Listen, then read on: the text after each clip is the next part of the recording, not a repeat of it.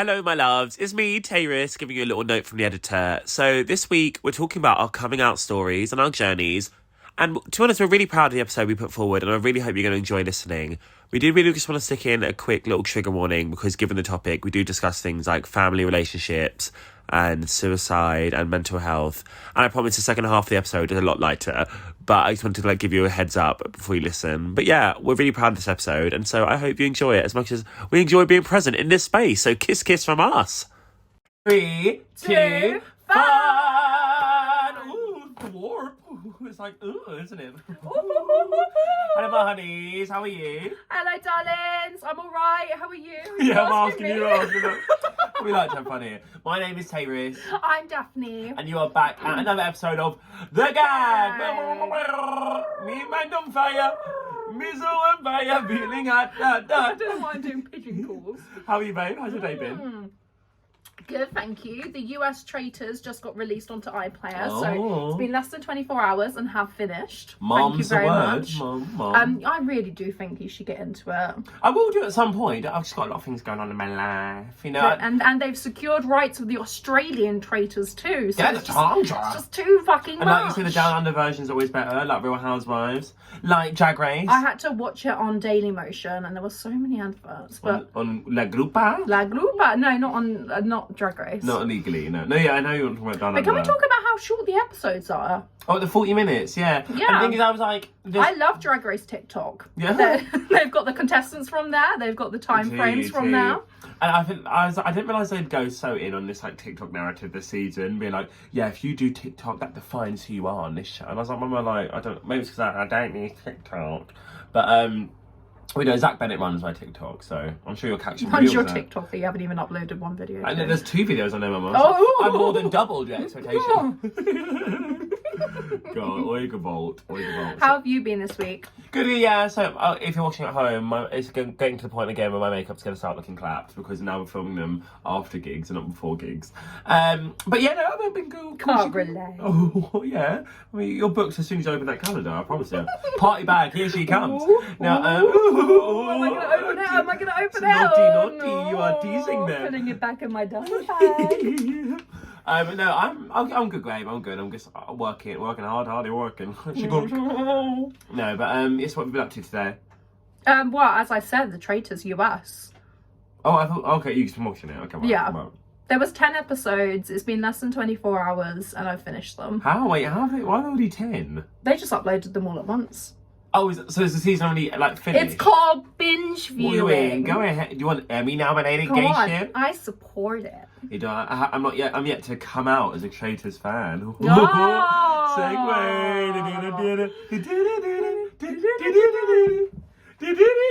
Guys, for everyone who is watching this on the video, so Daphne has this signature move that she refuses to acknowledge, which was like the monkey. I don't do it that yes, much. insert the clip of you doing it at the club. It's this and she's like, no, I never do that. And then we do it to any song. And then you could do a quick one, like double. Oh, sometimes you slow it down, like. Yeah, when you go. I'm off the deep end. I never even saw that. Oh, she's had a mare. No, so this week we're taking it to a different level. We're giving you versatility on the gag, which is contrary to our sex lives. No, but so we're talking about coming out gag. So Daphne, tell us about your coming out journey, because obviously we've got very different stories to tell. Yeah. Well, I mean, so I am not out yet. I'm kind of pissed at you for saying anything. Well, out on you, yeah. Sorry, I did probably. Oh, cut the gag. Yeah. No, I came out very, very young. So if you don't know, I'm a trans woman, and I've been living as a trans woman since You've always been living, Mama. At the time where I came out, I didn't know what trans was, and no one really did, and so it was less of a coming out. Just wanted to show everyone my man cough to show that I really am used to it. Shut up. We didn't wasn't really a thing at all. So I told my mum that I was born in the wrong body when I was about 5 years old. Okay. And it was a very, very dark time, to be honest.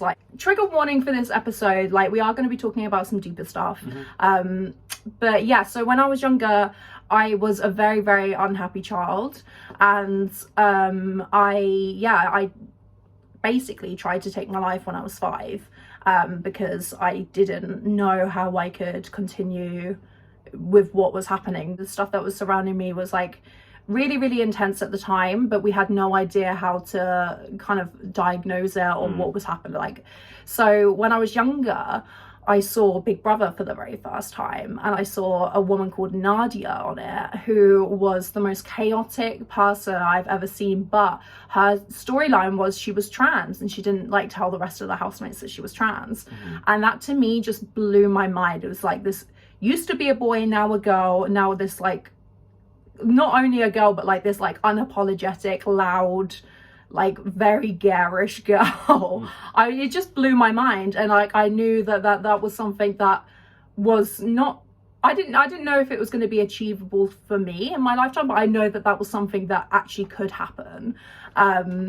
So I kind of continued. I think my parents kind of were like, let's just see how this plays out.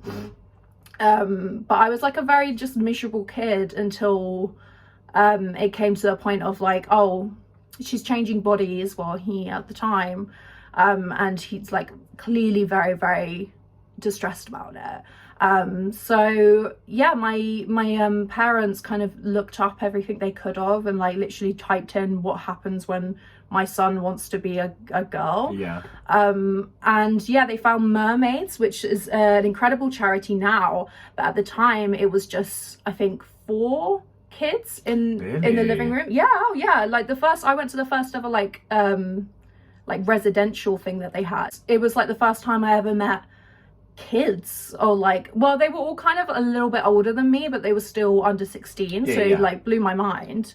And that's where I met Maxine, who's like my best friend, who's also a phenomenal trans woman as well. And yeah, like it kind of like rocketed from there. That like the other parents were like, okay, well, you're still waiting to like see if you can get anything on the NHS, yeah, so let's like share out our hormones, and like let's kind of like, it was a real community.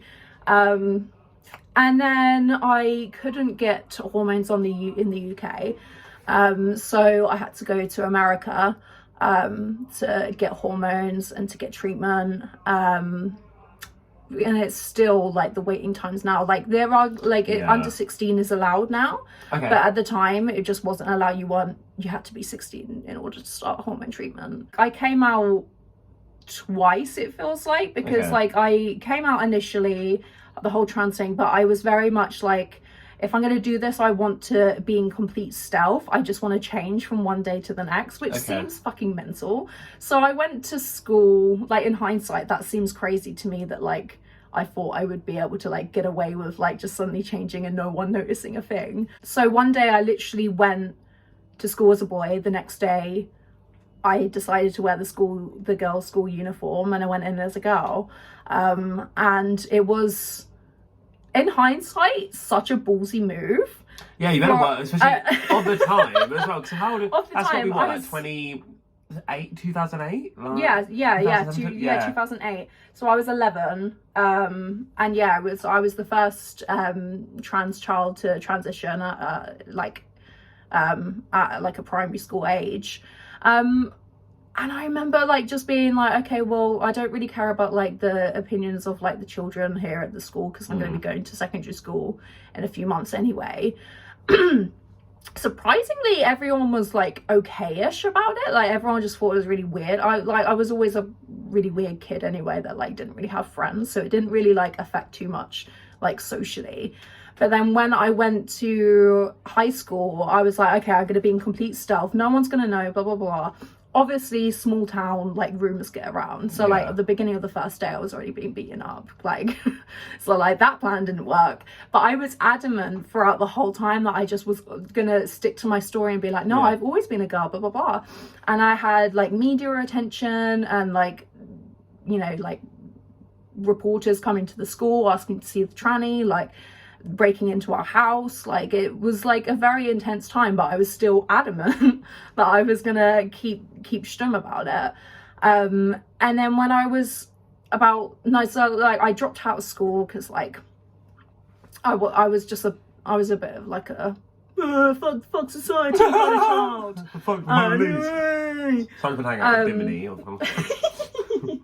But later on in life, I kind of came out again because I was like, I realized how much like negative baggage I was holding on to myself, and how much I was holding myself back, and honestly like how much like internalized transphobia I had, because I was like, why am I so like ashamed to like say what I've been through, and it's like, it's badass, like I should be so much more like compassionate with myself, but instead I treated it like it was this like dirty secret. Yeah. But yeah, I effectively like came out again, and I kind of like, I was doing YouTube at the time, and I released a video, and like that picked up some attention, and from there I kind of like see the beginning of like my actual life like starting, and like, you know, like actually being authentically myself, because I wasn't holding back. And that's not to say anyone who's like trans and is stealth, like that's a bad thing for them. Like I was convinced for years that that was the right thing to do for me, and that I couldn't think of anything worse than anyone finding out I was trans, when I was like, I've built up this whole like life for myself where I've like changed my body, I've changed my appearance, I've changed everything about me and the way that I like kind of work in the world. Why would I throw away all of that I've worked so hard to then be like, oh, I'm trans kind of thing. Also, I was like a mega feminist when I was like growing up, and in my head I was like, well, I can't have all of these views and then come out as trans, because people would just be like, well, you chose to be a woman kind of thing. Yeah. And so that like held me back for a really long time. But yeah, like it's weird, as like queer people, we tend to have way more coming outs than you would think. Yeah, and like that's absolutely. not even like a sexuality. Like I'm a straight woman, but like imagine if I like came out as gay again. Like I would have like 3 coming out stories. Yeah.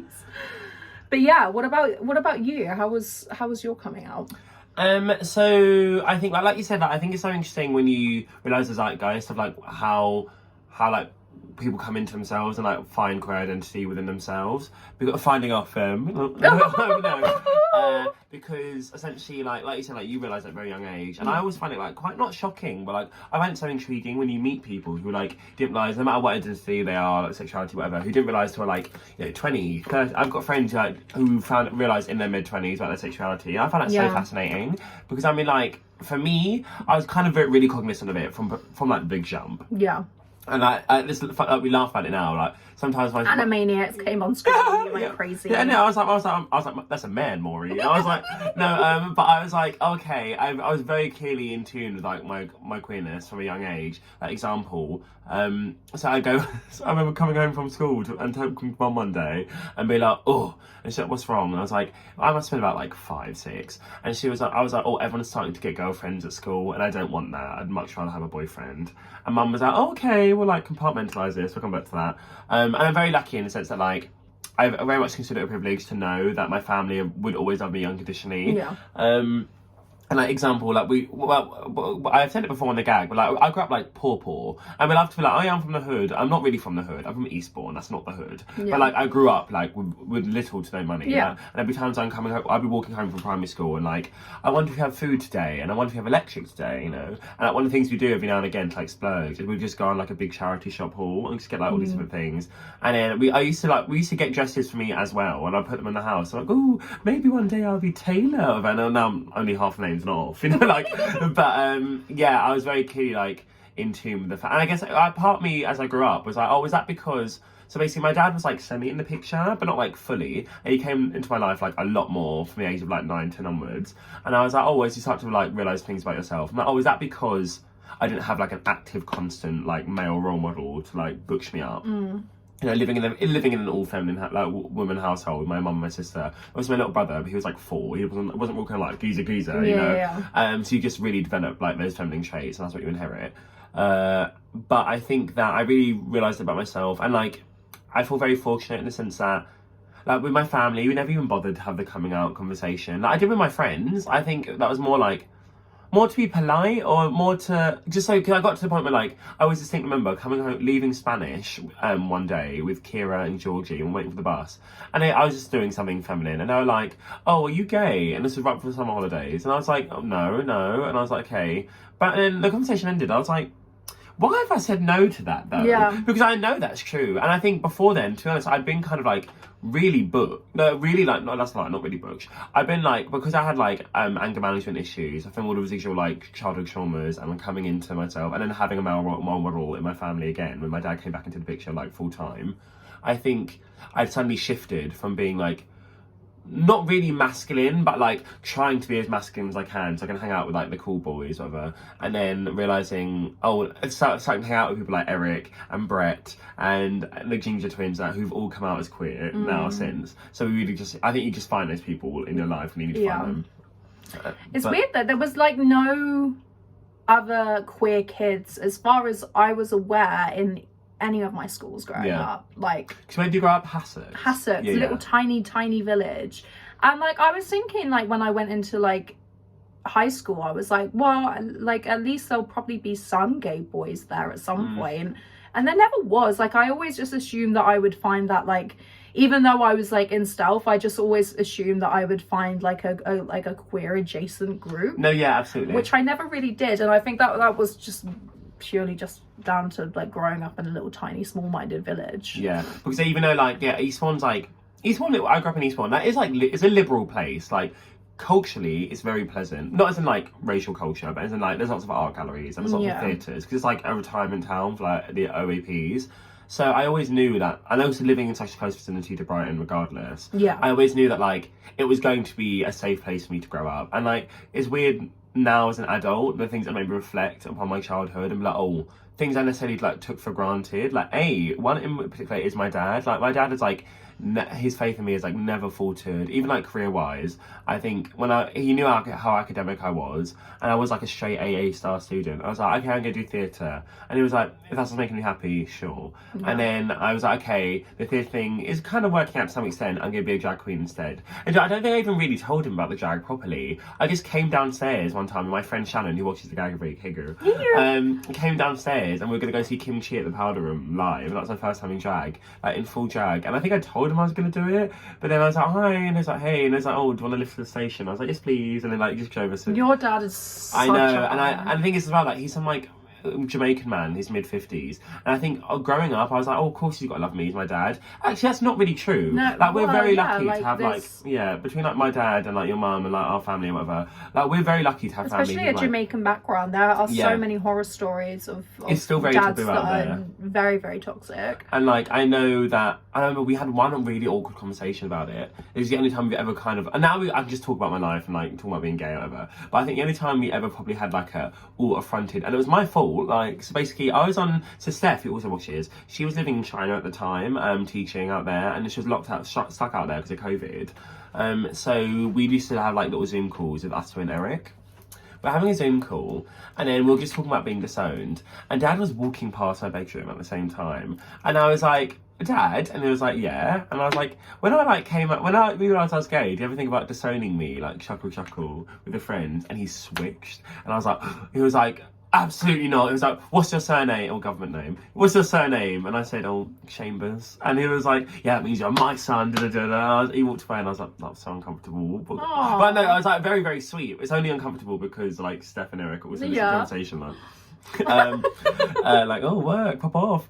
No, but I think that like, I feel very lucky that like I realised who I was so quickly, and I like in Eastbourne. I feel very lucky because I went to a performing arts school, but it's not like fucking Italian. And you were gay? It's not like Italian Conti or like School for Stars and CBC or whatever. It was more like, you know, when you get like business schools, but it just means the maths department is underfunded. It was like Ratton School just had like a drama department that wasn't struggling to make ends meet. That's what it was. But like even we had this one teacher, Miss Bryden, who lives in Brighton, I believe. It was so incredible. Like her husband's like a comic book artist, and she was clearly like always so championing queer communities. And she started it was called the GSA, the Gay Straight Alliance, when we were in year 10. I think that's since, and now it's called SAGO, it's like Sexuality and Gender Association.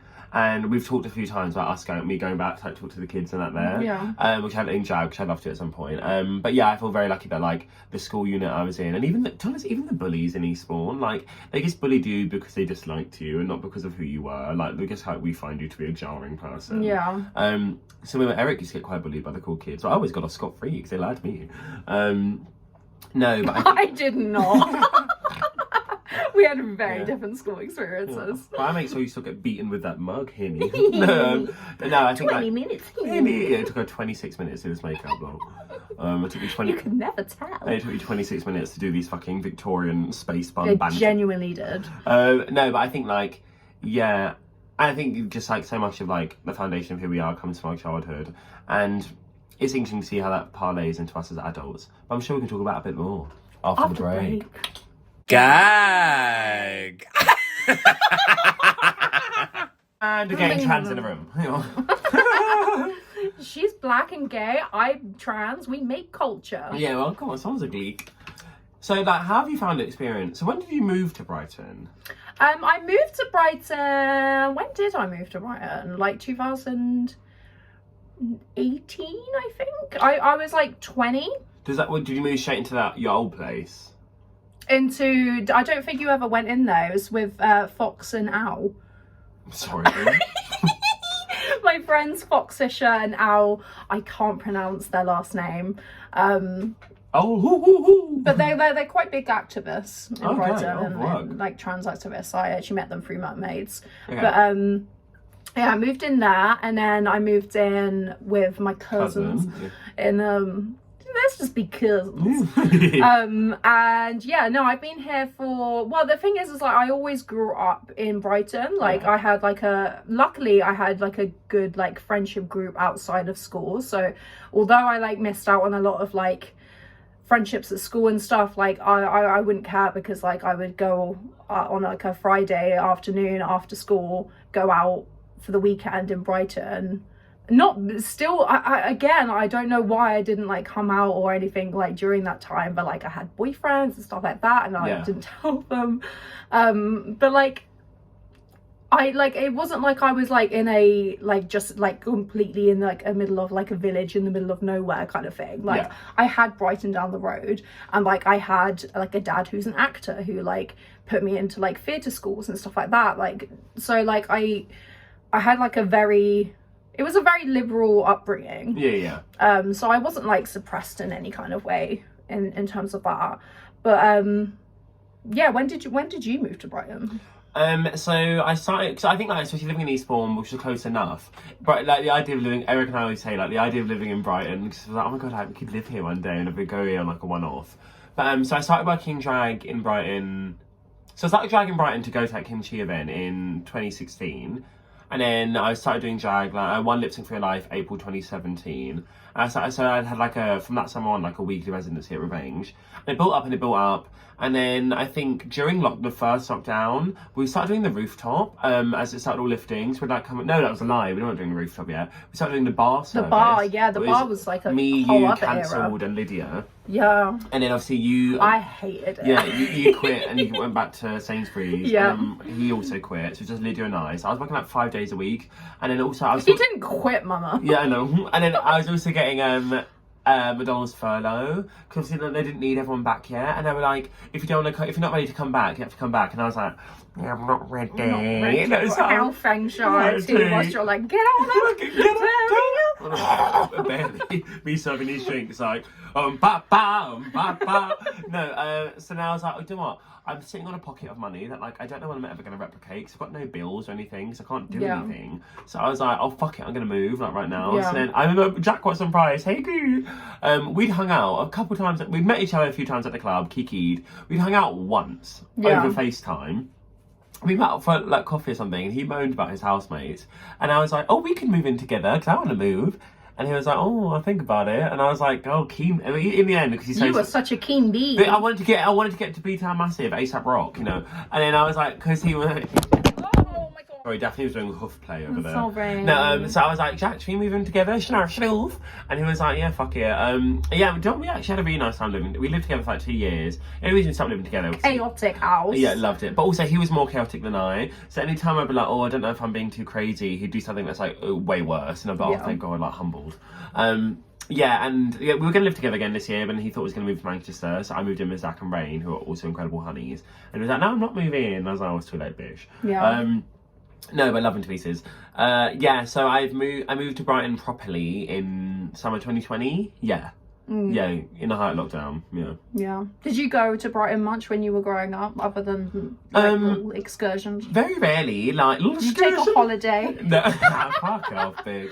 No, not very often. A few times in the day, like once or twice. If anything, usually when we're at college, once we're like, okay, me, Eric, Steph, Shannon, and the French. We don't. I don't talk to her. I'm gonna say keep it as like a name. No, I was like, should we go to Revenge? Should we keep going to Revenge every now and again? And I think like Eric and I always felt obliged to try and get with people, because where else were we trying to get with people? So we'd get with some like crusty dusties. And I was like, Mum, like I don't know, because we were like 18. That's how we met him. And maybe because we were like, oh, we don't yet know whether we're considered attractive. When people were getting with us, like, no, Mama, they are bowing down on one knee to get with us. Their dog's dinner, we're these special like 18-year-olds, like, Mama, I still get sugar that's unsweetened, you know. Yeah, so that was kind of mostly it, like going out clubbing and stuff. I went to prison a couple of times. Oh, so we all make mistakes. Chase Speaker used to have curly hair. People change. Because how did we probably meet? Why did we? Oh, we said because I was a beg, and you're like, oh, you won lip sync for your life, and I was like, hey, Mama, welcome to the winner circle. I remember the first time I ever hung out with you. I was like, this girl. This girl is a lot. Girl. But I remember like spilling my tea. We went to like Pavilion Gardens, and you had Eric with you, and I didn't know that Eric was coming. Well, I didn't know Eric was going to come either. I was just like, hey, like this new person that I've just met, and then Eric, who of course I would grow to love. It's because Eric was questioning himself, like their trans identity. Yeah. And then obviously, like, because you were like out of Jag, you're considered like famous amongst trans people. No. Well, I mean, locally especially, like maybe before. Yeah. Well, but like, not now. I'm a has-been now. Now they're all popping off. Listen, bear in mind, like, I think because you were like probably the second or third like trans person I properly met. Because I forget, like, especially living in Brighton now, like how quick we've all just had like become receptive to like change and progression. Yeah. So the first trans girl I ever met, her name was Amelia, and she was at college, and she was a year above me. And obviously, like, we weren't big. I was like, I'm a big old fag. Like, I'm nowhere on this hierarchy. So I'm not gonna be like being rude or anything. But I never really spoke to her. She's like quite to herself. And yeah, like, obviously I'd encounter like trans people when I go out and stuff, but like you're probably like the first proper trans friend I've had. Like, aww. Yeah, I do feel lucky to have been so close to Brighton, because obviously I moved to Leeds. And then for uni, and like the culture shock, like, I mean, how was uni being there as a game man? Like to be honest, like entirely fine. Like the uni stuff, absolutely fine, because also like we're students, but like you have to be kind of in a liberal space anyway to be a student anywhere. Yeah. But example, like from even in Eastbourne, I could walk home. I'll get off the bus and walk home in drag, and people might be like, oh, that's a lot, but like no one's starting beef. And even here, if you walk home in drag, people are like, yes. But like, if I was to walk home, especially because I lived in a kind of dodgy area in Leeds, if I was to walk home in drag, I would be attacked for sure. Like, absolutely. Like, even my friend Evan, who we used to live with, he was attacked outside the front door. Like, he literally left. He was coming home, and they followed him to the front door, and they're like, "Give me your shit now," and he just like he managed to quickly just post his phone through the door. No, post his wallet through the door. But then they saw his phone in his hand, so like they stole the phone out of him. Literally knocked on the door, like literally just been mugged on the doorstep. Like, so we didn't live there again in second year. What made you want to move to Leeds? I think, again, like, I knew I wanted to move to Brighton at some point or another. However, it wasn't in my financial means. And I was like, okay, so I was 20 when I went, because I took like 2 years out of uni, because I didn't go to uni immediately, because I was like, oh, well, I don't want to just try and go somewhere and sort that all out while I'm trying to get my grades. Because I knew, like, firstly, I want to go for getting to drama school another go. Unsuccessful, whoops. But also, whoops. I was like, well, if I apply for uni next year, I won't have to do this whole fucking year of like, oh, I've got a conditional offer to Blarkenhooper Uni or whatever. I'm like, oh, I just know what, I'll be like, here are my grades. I need to say yes or no immediately. Yeah.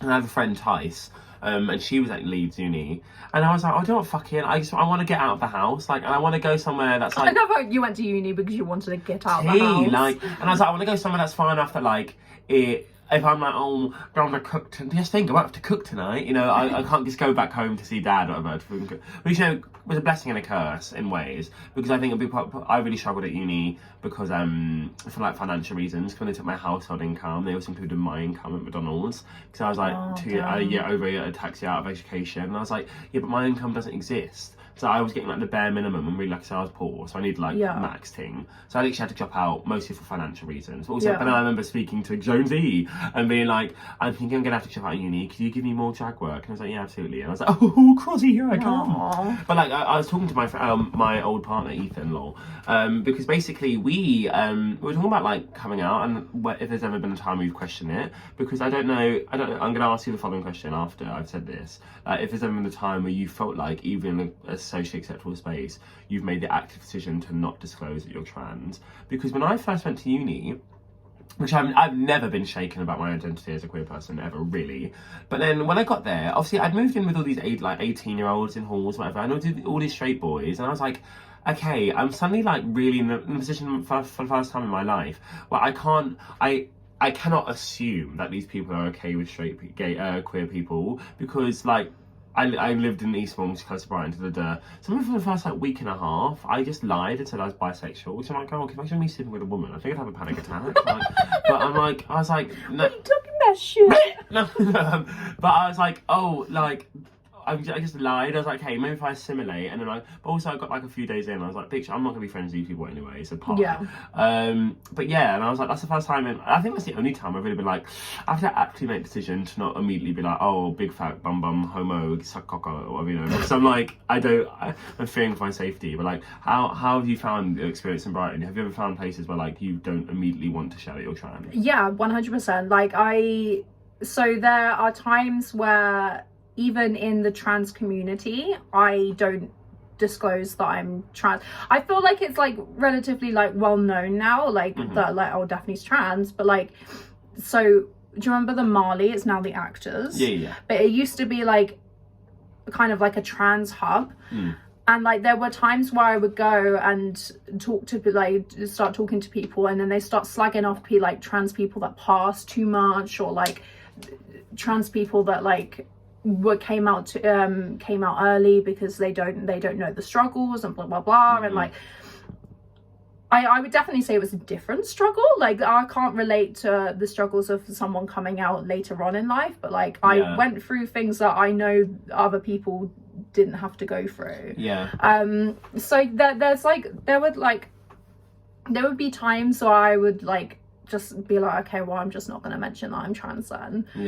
But like for the most part, I'm pretty vocal about it. I'm very, very proud of my journey, and like I'm proud of who I am. You should be big, like. But like, yeah, it's weird, like even in like the queer community, there's still like times where you feel like you can't be your complete authentic self. Which is like crazy that's like there. But like, and I think that a lot of the time it's like your own feelings of feeling like you have to hold yourself back, as opposed to people telling you that you have to hold yourself back. Absolutely. And what I think I've realised moving to Brighton especially, and I think for me, more less about me being gay and more so about me being a black person, I think I really changed for the better following BLM, because I think my work that I produce, like aesthetically and culturally and like politically, became a lot more politically active and directed. But also I think I really learned that I do not owe other people comfortability in my presence. And I was like, I'm really sorry. And that's what I think. I know sometimes, like the aversion with like, I don't want to say straight culture, but like cis het culture, is I'm like, I don't need to make you feel comfortable. No. And I think the problem is, I had this interview about a project that someone's working on, and I was like, do you know what? I think in some ways, some of the most pointed and hurtful things they've ever said to me about my queer identity have been from other queer people, because I find that.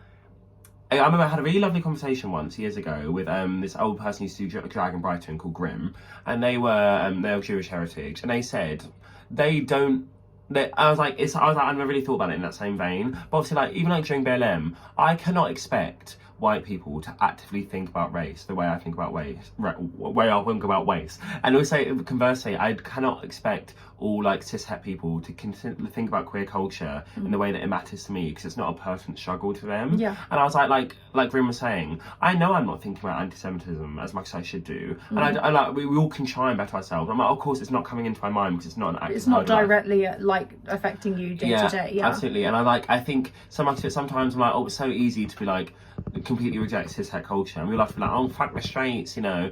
But I'm like, yeah, but why can I immediately expect you to understand my struggle? So therefore, if I'm not and it's also not my burden to have to educate you and make you feel comfortable. So if I'm just out here like unabashedly living my life, as I'm really trying to do more and more so as I get older and older, then I don't owe you shit, mama. Yeah. Or the only person I owe anything to is me, to try and consistently have joy and consistently have peace with who I am. And like, you know, that takes time. That I think so much of it is extra difficult for queer people, because by the time we're able to live a comfortable lifestyle, like in a space that accepts us as people who accept ourselves, how many like years of time have you lost? Like how many, you know, you think like your journey from age 5 and my journey from age 5, by the time we become adults, you can be like, oh, I'm a trans woman, I'm really proud of that. I'm a queer black man, I'm really proud of that. How many years were already lost, but where we weren't proud of those things? Yeah, we weren't in an active absolutely. space to share that. Absolutely. And I feel like when you are like a demographic that is seen as a political like subject, Hot button, yeah. people feel like they can have debates with you, and it's not them coming and attacking you and your identity, but it's them just trying to learn. But actually, I've learned a lot of the time where if you want to learn, I don't want to necessarily be your teacher. I didn't choose to be trans because, well, I didn't choose to be trans, but I didn't choose to be this like activist, like all like it's like when like suddenly you're a trans person, you're suddenly an activist. Yeah. And it's like, if that's not the case, you're just trying to live your life. But you're seen as someone who's extremely brave, or someone who has such a story to tell that like you have to live your life inspiring people constantly. And like I don't care. Yeah, that's what it is, isn't it? Like you said, that's so true. Like, oh, you're so brave. I'm like, I'm not brave. No. I'm living my life. You consider it brave because I just made choices when I was young. Like, yeah, you think it's a huge aversion to like everything that you know. Or Yeah. you wouldn't consider us to be safe in your space, so it's brave for us to do that. And I was like, that's on. If you think we're that's brave, on you. that's on you to That's fix showing that you have a mindset that is absolutely, that is, and kind of like rooted with bigotry. yeah, and you know, like bigotry, bigotry is taught. Bigotry is not like inherent, you know. No, yeah. And like, it's so interesting. I remember one of my first experiences of being like black in Eastbourne. I was like, oh, there's this boy called Billy who went to primary school with me and moved to Cavendish School. So I didn't see him at secondary school, and we were out in the park, and his little brother was there, and so was my little brother, and his little brother was being really funny about me, and he was like, I think he gets scared by black people, and I was like, that's fucked. Yeah. And I was 14, I was like probably like 30, even younger, probably like 12, 13, I was like, I'm not having this thing, like this debacle now. Yeah. But even now I was like, woof, if that's something that is, maybe he's just a child and he's scared, but I was like, if that's real, that's fucked, mama. That's fucked. Absolutely. And like, I think, you know, we are so lucky to live in liberal space and to be in liberal places and to have like such a community around us. But like you said, like it's so interesting to not only consider people outside of these spaces, but also I'm like you said about this idea of being an activist. The more and more I do drag in Brighton, the more bless you. Excuse me. The more I feel both I need to and I want to become more black in everything I do. Yeah, you know? I want to be as unapologetic as I possibly can for little Ellen. Yeah, like, absolutely. Yeah. You know, absolutely.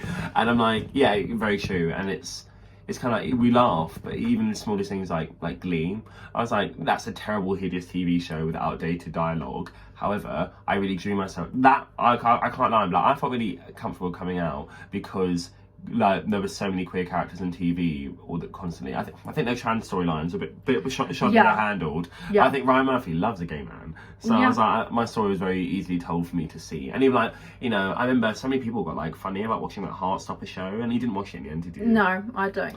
I think I watched it, and it was like, it felt a little bit like not utopian, a little bit idealist, but I was like, but also I can understand its importance of like if you were growing up and you saw this and that's what I think the problem was for people, was like that wasn't, I think it was like, not that it wasn't realistic, because like, well, it wasn't like that when I grew up, And I was like, that's hard, yeah. Yeah, and I fucking hate, I do understand that mindset, but it's especially common in trans people, where you have this attitude to the new generation of trans kids that are like, it's easier for them to transition, and they have this like bitterness. I remember when I was having my surgery, there was like a whole bunch of like trans women from around the world. I went in Thailand and had it, and I was talking on the table about my experiences and blah blah blah when we were having dinner or whatever, and it's like a bunch of women just suddenly turned their back on me, and they were like, she has no fucking clue, she has no idea.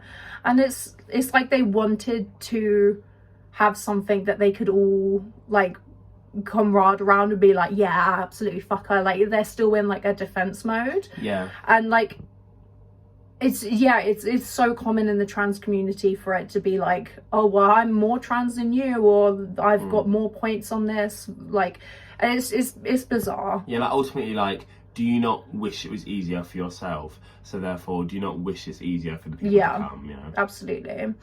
But you know, I feel like ultimately, like, I do, to toot our own fucking horns. Aside from excellent YouTube content creators, I do feel like I'm very proud of the example. Even like as not only just as like individuals, but as like the unit we've come together. I'm very proud of like the presence that we put forward in the scene and like what we're doing for absolutely people, because I feel like I know from doing things like lip sync or whatever that like as silly as it is, like even on a very local scale, our presence resonates with other people, which I think is validating for like us, but if anything, like makes me just more and more proud to keep doing what we're doing. And like even since I've quit doing, well, I mean, I'm coming back to doing drag now, but like when I finished doing drag for a bit, I got so many messages from so many trans girls that I had no idea, because they had never contacted me before, being like, I just want you to know that your presence is actually really important in this scene. And like I even still get that now, like when I'm like coming back and stuff, and it does give me more of a fire to be like, actually this isn't just like being silly in a wig and like doing whatever. Like visibility is so fucking important, and if I can provide that, then like I want to be a Nadia for like other people. You know, and like not be a caricature of like a show that like a character from a TV show. Like I want to be what I saw when I was growing up, which was completely a reality TV person that didn't have this like a script and you know what a white guy in the studio wrote for them. Like it's completely authentically them. But yeah, and I think you'll keep getting that every week on the gag. Thank you for listening to this episode. Yeah, I know. So it was kind of a bit of a mother's meeting. This one. We're giving you levels this season, Mama. Like, but we've got to think of new traumas to bring up next season. Yeah, I know. Man. I don't. We'll go away, do some thinking. We'll come back with new problems. Right.